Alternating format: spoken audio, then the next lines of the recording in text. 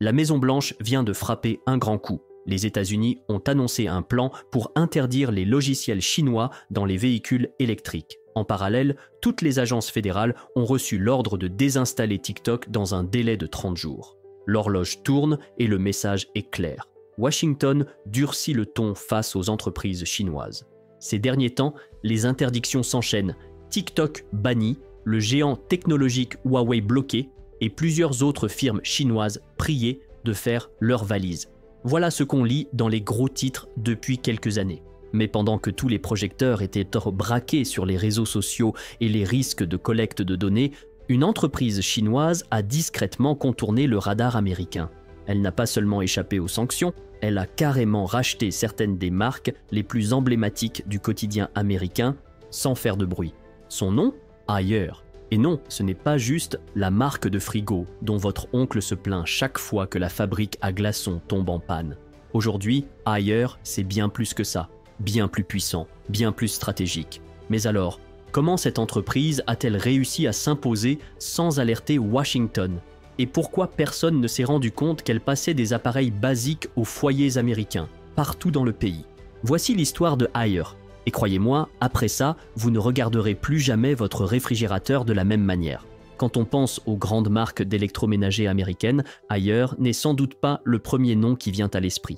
Et pourtant, discrètement, cette entreprise chinoise est devenue un acteur majeur derrière bon nombre d'appareils que vous voyez aujourd'hui aux États-Unis. Son ascension est tout sauf ordinaire. C'est une histoire qui débute humblement, traverse des échecs cuisants, puis atteint des sommets vertigineux grâce à une stratégie audacieuse, une pensée innovante et un refus catégorique de la médiocrité. Les racines de Haier remontent aux années 1920 lorsqu'une usine de réfrigérateurs est implantée à Qingdao, en Chine. Après la révolution communiste de 1949, cette usine, comme beaucoup d'autres entreprises, est nationalisée. Mais cette prise de contrôle ne change rien. Pendant des décennies, l'activité est plombée par une gestion catastrophique, des dettes massives, une productivité en berne et des conditions de travail misérables. Au début des années 80, l'entreprise est en ruine. Plus de 1,4 million de yuan de dettes, à peine 80 réfrigérateurs produits par mois, des salaires impayés et même l'absence totale de sanitaires dans les locaux. L'usine est à l'agonie. Et c'est là que tout bascule. En 1984, le gouvernement de Qingdao nomme un jeune homme de 35 ans à la tête de l'usine, Zhang Ruimin. Ce dernier n'a aucune expérience dans la gestion d'une usine, mais il a une vision claire. Il a étudié les méthodes de management modernes venues de l'Occident et du Japon, et il compte bien bousculer les habitudes. Un jour, un client ramène un réfrigérateur défectueux. Zhang inspecte le stock et découvre que 76 des 400 appareils entreposés sont eux aussi défaillants.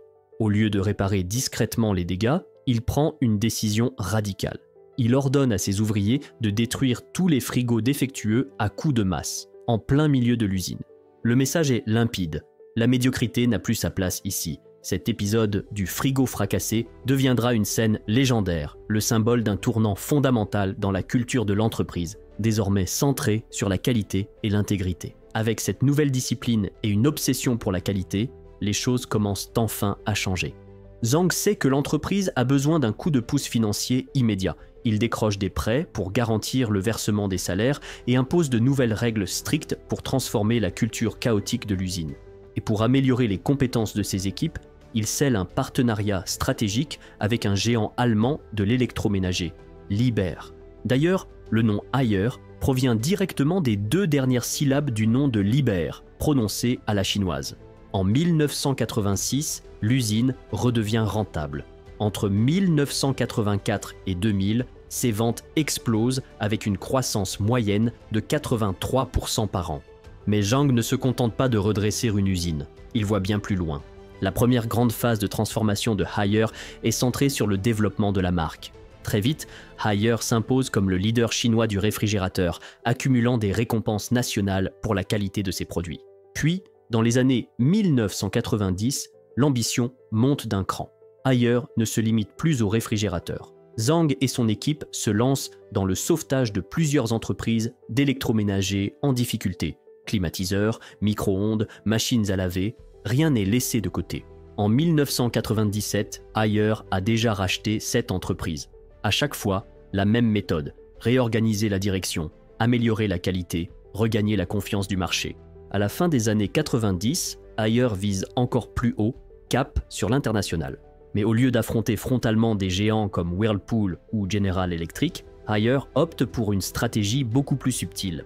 Elle commence par s'implanter sur des marchés de niche, petits réfrigérateurs, caves à vin, des produits conçus pour les campus universitaires américains. En 1999, Haier ouvre une petite usine à Camden, en Caroline du Sud, et y lance la production de réfrigérateurs taille standard directement sur le sol américain. Une stratégie brillante qui lui permet d'éviter les frais d'expédition élevés tout en se faisant une place dans un marché ultra compétitif. Et ce n'était qu'un début.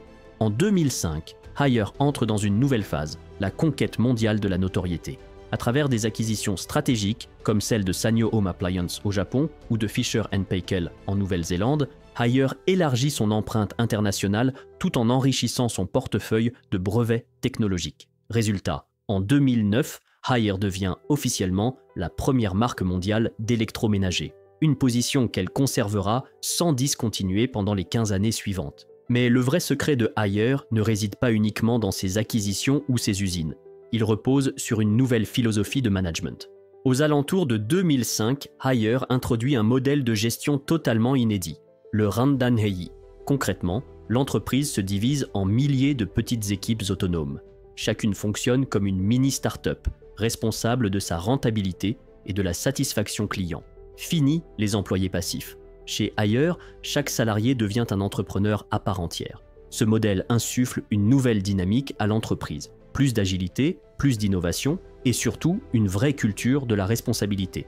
Résultat, la croissance s'accélère à une vitesse fulgurante.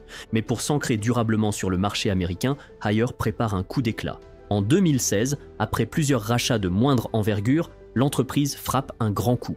Elle débourse 5,4 milliards de dollars pour acquérir GE Appliance, l'une des marques les plus emblématiques du foyer américain.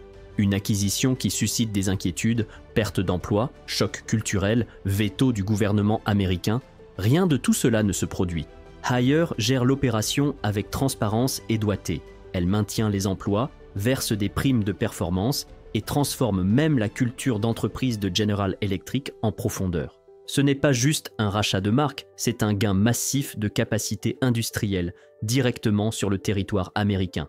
Et Haier ne s'arrête pas là. En 2018, le groupe rachète Candy, une marque italienne d'électroménager bien établie, consolidant ainsi sa présence en Europe. Cette stratégie d'expansion mondiale porte ses fruits. Avançons jusqu'en 2024. Haier enregistre un chiffre d'affaires de 37 milliards de dollars. C'est colossal. L'entreprise devient alors le deuxième plus grand fabricant d'électroménager au monde, dépassant des géants comme LG et Whirlpool. Du frigo fracassé sur le sol d'une usine délabrée à la domination mondiale des appareils intelligents. L'histoire de Haier illustre jusqu'où peut aller une entreprise qui refuse de se limiter et ose réinventer les règles du jeu.